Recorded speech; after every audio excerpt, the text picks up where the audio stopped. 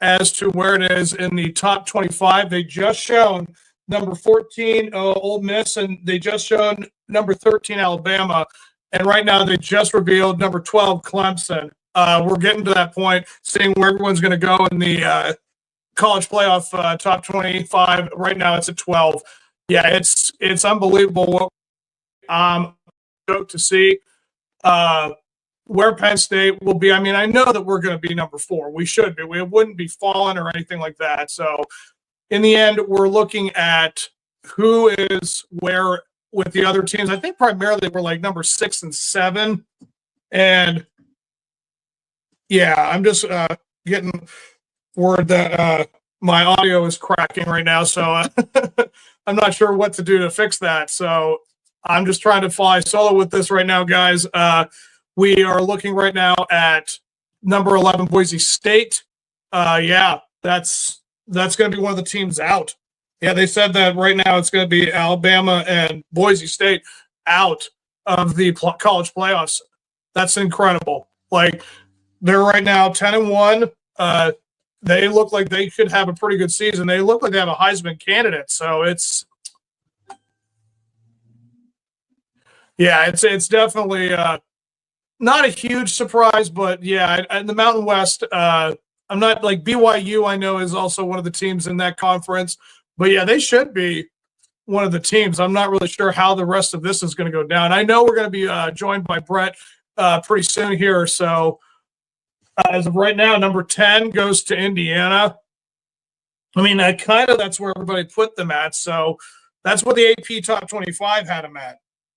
I mean, being 10-1, losing to Ohio State like that, it's not a huge surprise. I mean, coming up at number 9 is SMU. Yeah, that's I think they're ACC as well, or Big 12. I can't remember exactly. Let me just get that real quick for you guys. So you have SMU.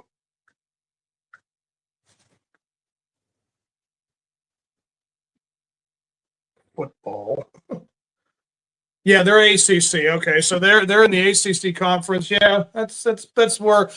I mean, 10-1 again. I'm not really sure what they bring with the ACC. I mean, Miami's one of the other teams, and they're showing right now Tennessee at 8. They just moved them up 3 spots. They're at 9-2. Yeah, I'm not really sure where. So it looks like Miami will be 7th. It should be. I don't know why there wouldn't be anything less. Yeah, it's oh no. I'll have to have them higher than that. So Georgia's number 7, 9-2. Yeah, that's yeah, I mean the SEC, they're gonna have their at least 3 or 4 teams, you know. I don't know how Alabama could get in after what they had done against a team like who did they just play? I think it was they were held scoreless. They did not score a single touchdown. Oh man, sorry guys.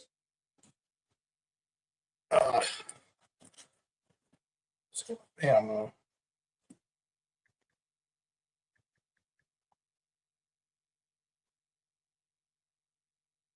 I just played Oklahoma and did not score a single touchdown. Like, wow, that's crazy. Yeah, number 6 is going to Miami. Wow, yeah. I mean, a lot of teams, you know, got upset this week, so it's. I mean, they've got that one bad loss. I forget who they lost to.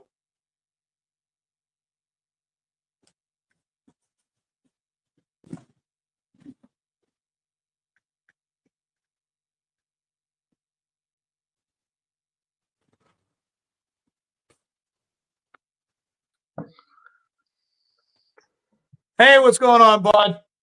What's going on? Can you hear me? Oh, you know, watching the reactions to the top 14, seeing where everyone's going right now. I just saw that Notre Dame's going to number 5. Okay. Yeah.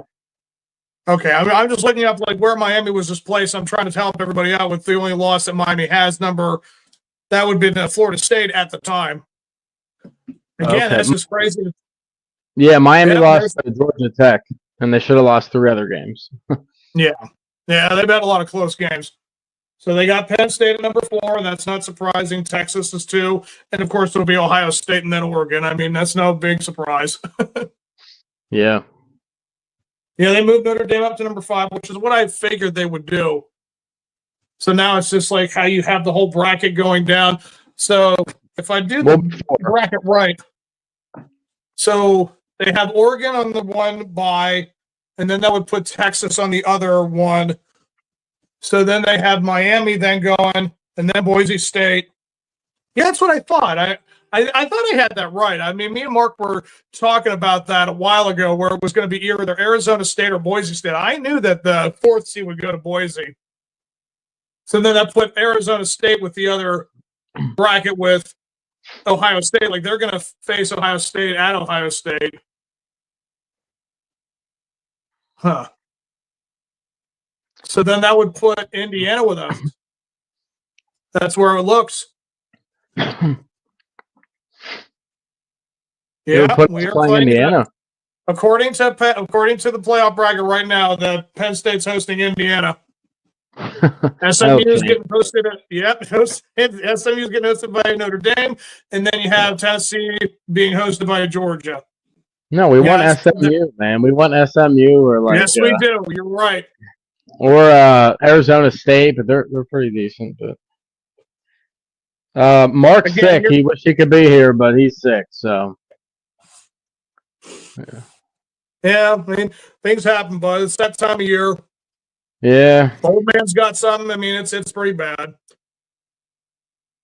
But now, like, so what do you have? I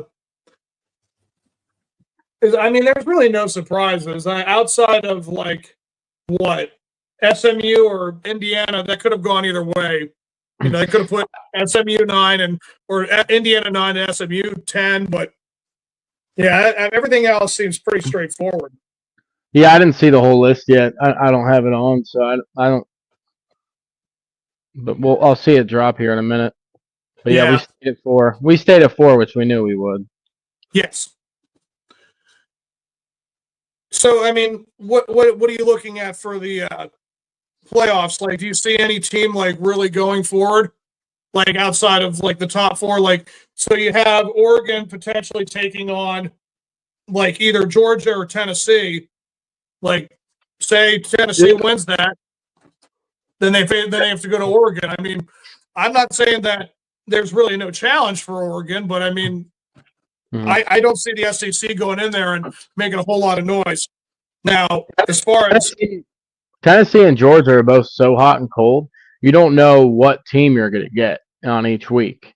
And that could be said for most teams at this point. I mean, everybody struggled at some point. We struggled with Minnesota. Oregon struggled with Wisconsin. Every week is so random. I think for the playoffs, people are going to be on such a different level of hungry. But at the same time, there's so many injuries right now for a lot of people. I mean, look at our team. We lost our starting offensive line, defensive line. Yeah, I mean, I looked at the tape for our game against Minnesota. Do you ever watch For the Bloggy? No. Look up For the Bloggy. It's like Penn State film stuff. This one guy, Coach Cadetti, I think is his name. I think he's a high school coach. He does the film breakdown. He does a film breakdown, kind of like Landon Tangwell does.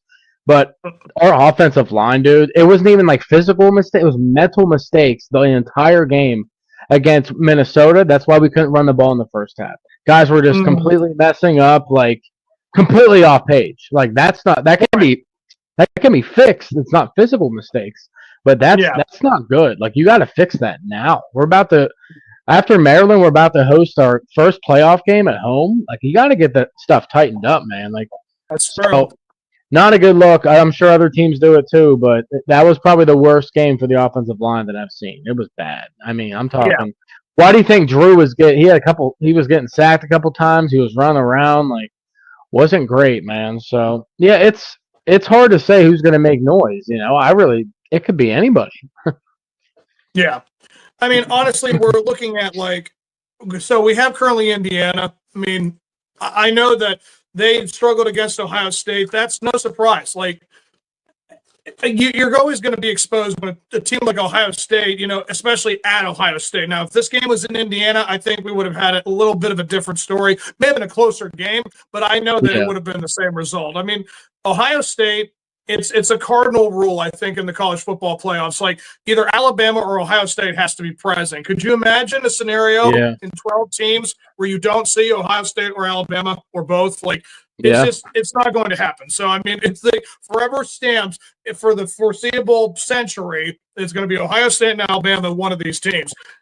Yep. So, yeah, they're always going to be prepared. It's not a question of how they get to the playoffs now, but like how stylistic we all look. And I was watching Colin Cowherd this afternoon, and he was talking about when it came to the college playoffs, like everyone gets a mulligan. Like that's how the playoff structure works now when you have 12 teams in the playoff.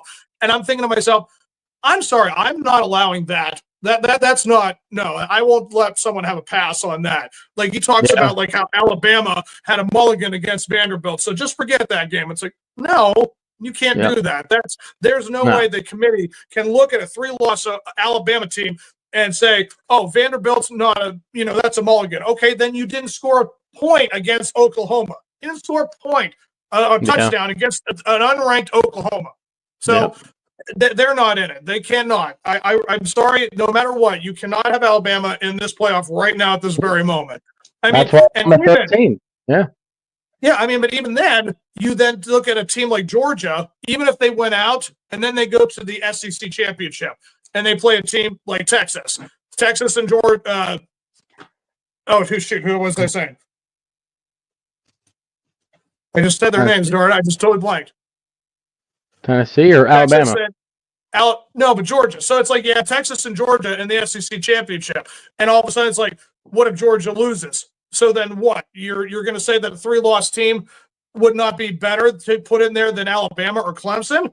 I mean, I would rather have a team that lost in their championship game to a team that is ranked in the top 5 over a team like Alabama. The resume for them would not be as good looking as, a team like Georgia's. Or a team that nobody's talking about, I mean, because they need to win their conference championship, but Clemson could still go. Clemson could win. Yeah, in the ACC, you're darn right. Yeah, they could win, or SMU.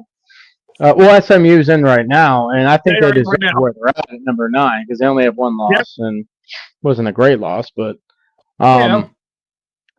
Mark says he said happy Thanksgiving though. He told me to tell you guys. So happy Thanksgiving. I mean, we would have said guys. Happy Thanksgiving, everybody. Make sure you eat up good on Thursday, man. Yeah. Rest up and feel better if you can. yeah, absolutely. Georgia at 7. What were they last week? I think they were around that. I think they were the 6th or 7th, yeah. They gave up 31 to UMass, which is just diabolical. Like, how do you do that? Yeah, Penn State would never. True. I mean, that's wild. So that was funny. 31 to UMass is crazy. I mean, they scored like 60, but still. Yeah. Let's see. Yeah, I don't. So put it. So see, the Georgia Notre Dame. They play SMU right now. Is that what I saw correctly? Yeah, and I think Notre Dame would handle them for sure. Oh, yeah, absolutely. They probably win by 2 touchdowns or. That's the thing about when you're in an independent group. I mean, how can you really judge your season? I mean, you're playing USC this week. For all we know, USC shows up and upsets them. Like, we don't really know how to base Notre Dame's schedule because they're always independent. And who do they have on their schedule this year? Like, I honestly can't name a team off the top of my head who faced anyone in Notre Dame. They beat Army and Navy. Like, come on, dude. Like, I mean, it's not impressive. I'm sorry, but it's just not. What's it called? Notre Dame. The only thing with USC right now is that they're playing a different quarterback now. They're not playing Miller Moss anymore. And Miller Moss made a lot of mistakes, but he all around knew how to play football more. This other guy's like new to football, and he makes some crazy mistakes too. Like UCLA played USC last weekend. Nobody scored a touchdown. It was all field goals. So like, what's going on? Like what's that's bad. I mean, so I don't know. So I mean, like this is their whole schedule. Like they barely beat Texas A&M, that was ranked 15th, and then you had Northern Illinois. I mean, is that their only loss? I mean, seriously? Yeah, but that's a high school team, and you shouldn't lose to them. So that Right. they're I'm going just saying, but like somehow you're in the top 5 and you lost to Northern Illinois. What? I mean, yeah, you completely blew out Purdue, which you're supposed to. That's not a tough team. Miami, Ohio. I mean, like these are teams that are in like what FBS, but just barely. Like they're not really a part of anything. They're like part of a MAC conference, right? Miami, Ohio. Like, oh, they beat Miami of Ohio. Of Ohio, yeah. Of Ohio. I mean, they blew out Stanford. They beat Georgia Tech. Miami of Ohio on a good week could beat Miami. That's how bad their defense is. Yeah, it's true. So, I mean, I don't know. Miami's at 6. Yeah, I mean, yeah, there's nothing really that impressive on their whole season. I mean, with the exception of just beating out Texas A&M. That's an only team that's ranked right now. Yeah, it's looking like you're talking about again Oregon, Texas, Miami, Ohio State, us. I mean, maybe Tennessee. I mean, what does Tennessee have? I mean, they had beaten Alabama. That was their one claim to victory. Who else have they beaten in the SEC? I mean, I know so many schedules, but I don't know these guys'. Who is Tennessee beat? Yeah. Tennessee, here, let's take a look. I mean, so they lost to Georgia 31-17. I mean, they destroyed NC State, which NC State's terrible this year. They beat Oklahoma by 10. At the time, beating Oklahoma by 10 was good because Oklahoma was ranked. And then Oklahoma fell down a tree and broke their neck. And then they beat Alabama last week. So what's going on here? Tennessee beat Florida by 6, but I think Florida had their second or third string quarterback at that point. Yeah. They beat Kentucky by 10. Kentucky was randomly good this year for a couple games and then fell off. Georgia slaughtered them a couple weeks ago, right? So they play Vanderbilt Saturday. That could be a good matchup. Yeah, it's true. But if you look at like any year before this, but that'd be a good losing to Arkansas. That's unacceptable. That's a 6-5 team, 3-4 in the conference. You lost 19-14. Yeah, you only gave up 19 points to Arkansas, but they only scored 14 points against their defense. Like, yeah, that's bad. I don't know. They're not that much of a threat. I just Chattanooga. Chattanooga. Yeah. Yeah, they beat Mississippi State, which is Mississippi State's been on life support since their coach died. So I mean, what are you going to do there? I'm not saying like the entire SEC is not like watchable, but like we're looking at how much they've expanded. Like look what the teams that the Big Ten has expanded with: USC, Washington, Oregon, and UCLA. UCLA is really the only dud. I mean, nothing against the new guys of the town, but of all those teams, they're not as glitz and glamour as the USCs and Washingtons and Oregons. Like that's the teams that want to go those places. And UCLA, I mean, they didn't do too bad for a while. Like they actually went on a little run for a while. I think they're like 5-7 or 6-6 right now. Yeah. I mean, if that's the worst new team that came into the Big Ten, look at that. Like that's pretty darn impressive. The teams that we have brought in with the brand new coach. Big Ten, brand new coaches. Yeah, UCLA and Washington first-year coaches. They both did a phenomenal job with what they had. I think there'll be competitors in the next year or two. They're going to start gaining ground and get more people in the portal. Like people want to go to Washington and UCLA, more so Washington, but still, I mean, they're going to get better. They have players on both teams. Right, but as far as the SEC goes, I mean, what do you have? The farthest you can go is Texas or Oklahoma, the Midwest, and Florida. Like that's it. Like you're stretching like that much more territory, I guess. But like if that's your biggest draw, then it's like Oklahoma and Texas. Yeah, I mean they were the Big 12, juggernauts. People understand. No, go ahead. But like you're talking about those two teams that came from the Big 12, and if anyone knows anything about the Big 12, it's big scoring offenses and little defense. And if you know anything about the SEC, it's kind of both. It's big scoring, big defense. Like, they know how to do both. Like, that's why everyone, when you talk about all the different power rankings and conferences, like Big Ten and SEC are always going to be butting heads at who's better, because we both do it really well. We have all sides of things working as well as possible. So, and then you have a team that comes from the Big 12. I mean, you had to endure the Alabamas and the Tennessees and the Georgias. And I mean, again, but like, you look at like what SEC now has, where it's like, did they have the best conference? Because yes, I know that we are always talking about Alabama, Georgia, and at one point Auburn. That's not the case anymore, but it's like Tennessee's kind of creeping in. And now it's Texas who's a part of this, where it's like, okay, so that's 4 or 5 teams. And you have how many in your conference? And you're like, that's like, there's like now what, 13, 14 teams in that whole thing. So it's like only 4 out of 14. I mean, 16, we're talking about the Big Ten. I'm not trying to be like the spokesperson for the Big Ten, but it's like, geez, out of the 18 teams we have, man, there's like maybe 6 of them that are bad. Everyone else is competitive. They're 500 or better. So as far as I'm concerned, when you're talking about the college playoffs, it's going to go through primarily a Big Ten school. So if it's not Oregon, if it's not Ohio State, I mean, you're most likely looking at Penn State. I mean, we only have the 4 teams in the Big Ten going to the playoffs. But, I mean, as far as I'm concerned, Indiana, like they look bad against Ohio State. But who's to say they couldn't beat, like, a Notre Dame or a Tennessee or a Miami, for that matter? For like, I'm not saying that the ACC and the Mountain West cannot be measured by the Big Ten, but if Indiana is the worst Big Ten team in the playoffs, like, imagine that. Like, that's pretty impressive looking at all the standings. If Indiana plays like flawless, they could beat us. If they play like they did against Ohio State, we could beat them easily. I mean, look at the score of our game versus Ohio State. We lost by a touchdown. Had a chance to win that game. They got throttled by Ohio State. They got completely slaughtered. You know, they scored a touchdown late to make it look closer. It was never close. Our game versus Ohio State was close most of the time. My favorite part about this last weekend was the weekend before.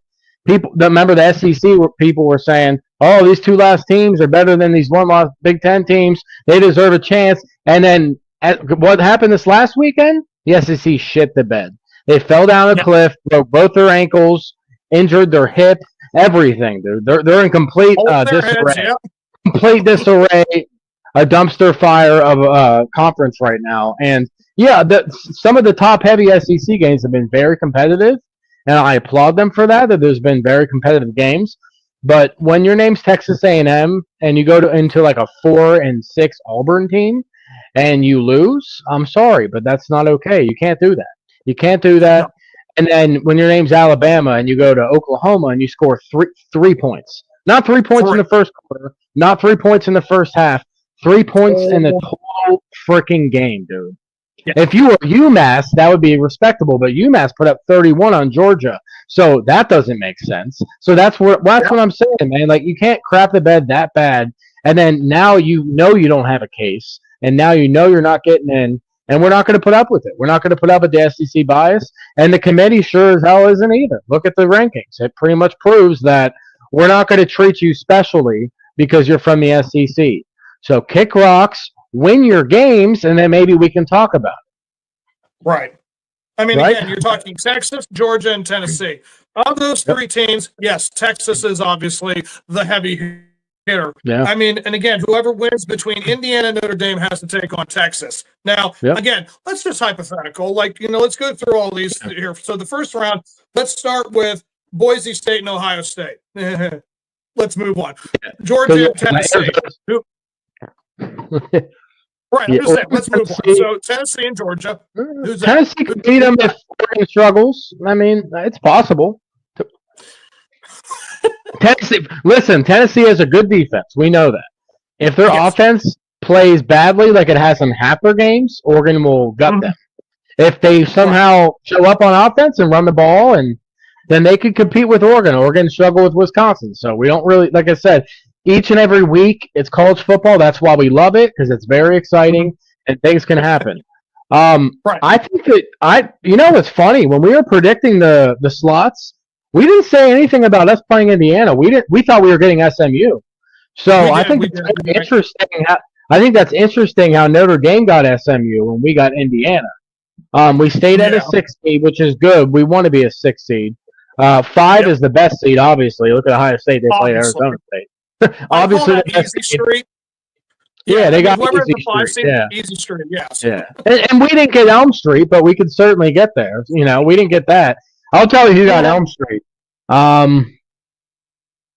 And I think SMU got Elm Street against Notre Dame. Yes, the fact you got to go to Notre Dame, and if that you're lucky, you got to face Texas. Man, they got Elm Street, man. They got gutted, and so number 9, yeah. So number 9, whoever number 9 is in future things, you don't want to be that team essentially, because you have to face the number 5 team, essentially number 7, whatever you want to say, and then the number 2. Yeah. I mean, that's a tough road. I like Indiana at our house, though. I don't know, not that Indiana is a hard place to play at, but I like us at our house playing Indiana and then getting Miami, right? For us to get Miami, let's show Miami that their defense is terrible, and I think our offense will look like Ohio State's offense if we play them. Right. It will. Again, as far as the ACC is concerned, I mean, yeah, you're talking about Clemson, Miami, or SMU. I mean, I know that those teams have been kind of collectively been around the top 10 or in the top 10. So they've been collectively having good seasons. So the committee obviously thinks that the ACC has decent teams up on the top. So I'm not saying that you're looking at like, if we were to take on Indiana, I think what we would have to do is just run heavy. Like just the Singleton and Allen, duo, just go nuts on them, let them do their thing, and Drew Aller just kind of throw a 30-yard pass, like maybe in the end zone to Warren. Just kind of mix it up once in a while to Warren, like give the ball to Warren, throw the ball to Warren, let Warren kick the ball, let him coach on the sideline, let him get refreshments, let him park the cars. He can do it all. I'm just saying, we're talking about the game plan of can we just maul them down? It seems like Indiana in the past, and certainly in this case this year, has kind of been like a fast team. They always run their plays quick. They get the gun, they're getting the lineup good. You don't have to huddle. They're good. They're going. They're just playing. Then the next play right down the field. They do a whole drive within a second. They're pretty quick. So the only way you're talking about shutting it down is just defensively. You're going to have to just know how to either stop whatever they're going to do. Can their offense find their guys in the end zone? Our quarterbacks are going to have to be prepared for them, because I know they like to throw the ball. They have a pretty good quarterback. I'm not sure his numbers this year, but I know he has one of the better numbers in the Big Ten. So take care of that with them. Yeah, Curtis Rourke. Yeah, Ohio State shut him down for the most part, but he's been good in other games. This is the thing. I'm a little worried. Tom Allen has to get things cleaned up, and it's on the players too. Our Minnesota game was the worst defensive performance I've seen us play. And other than USC obviously put up more points. And if you think about it, our special teams kind of gift wrapped in 9 points. So, but there were some concerns on tackling, and I mean, they were holding us too. So it's hard to say, but I thought it was kind of funny how Tom Allen came out on the semifinalist for the Broyles Award today for the best assistant coach in college football. He's on the finalist list. And he's been good this year. He's been good this year, but this past Saturday, that needs cleaned up, man. And like you were saying about running the ball in Indiana, we do have to do that. And I was talking about those mental errors. You need to get that fixed, or Indiana has some good defensive linemen, man. They have that dude on the edge, Kamara, I think's his name. He's got 9 sacks, bunch of tackles for loss. So we got to get that stuff cleaned up if we want to run on Indiana, because they're no slouch. Ohio State was just prepared for them, and everything that could go wrong for Indiana in that game went wrong. So that's they were trying to punt it and they fumbled it, everything that could go wrong. So I call it the OSC. What I call the OSC is the Ohio State curse. If you don't really know what you're going into with Ohio State, where it's Indiana had all of the momentum in the world. They were on top of everything. They were the darlings of the NCAA. And then they went into Ohio State, and then, the pumpkin, the clock struck 12, they turned into a pumpkin again. That's just kind of what OSC is all about. Ohio State. Yeah. I'm just saying it follows them too. I mean, we witnessed what happened with with our game. We lost by a touchdown, but again, it's again, you go back to like some officiating things, and we didn't execute things right. They knew how to have answers for whatever we were trying to do, whatever. Like they shut Warren down, and then all of a sudden Clifford and Wallace and Fleming, like no one was around. Like everyone just went away. No. Like we couldn't find anyone to do anything with it. So you're talking about a team like Indiana.